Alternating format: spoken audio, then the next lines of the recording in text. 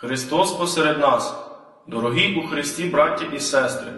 5 жовтня Свята Православна Церква за своїм богослужінням молитовно вшановує пам'ять святого пророка Іони. Святий пророк Іона був наступником пророка Єлисея. Він жив у 8 столітті до Різдва Христового.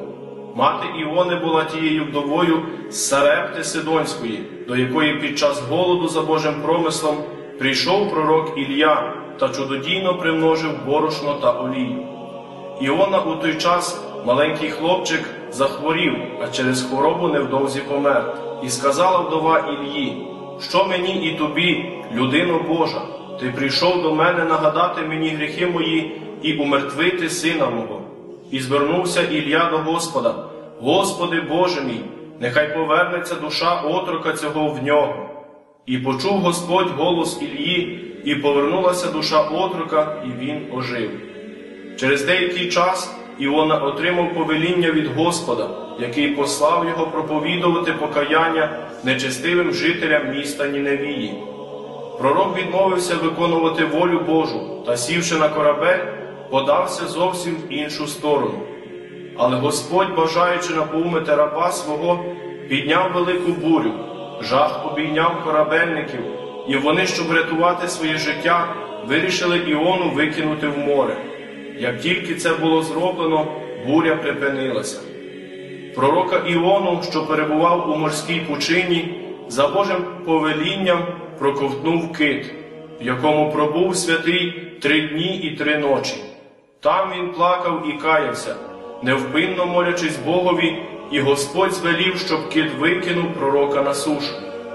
Тоді вже Іона покірливо, завдяки Богу, пішов виконувати волю Його. І грішні жителі Ніневії покаялися, і Господь відвернув від них свій гнів. Книга пророка Іони входить до складу Біблії і містить пророцтва про долі ізраїльського народу, страждання Спасителя і запустіння Єрусалиму.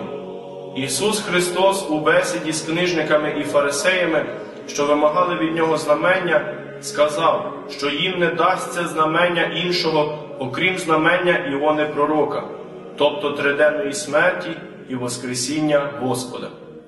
Дорогі браття і сестри, оповідь випадку з пророком Іоною придбала особливе значення у поясненнях щодо відношень між Богом і людиною. Саме через пророка Божого Іону людство дізналось, що любов Божа вища буває за його рішуче слово і погрози.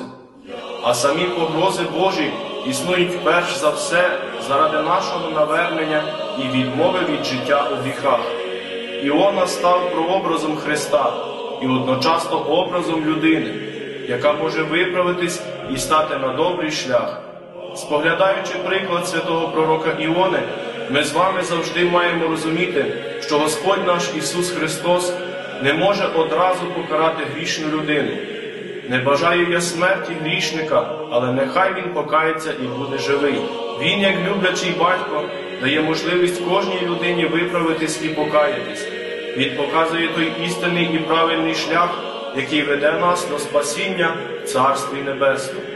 Христос посеред нас і є, і буде.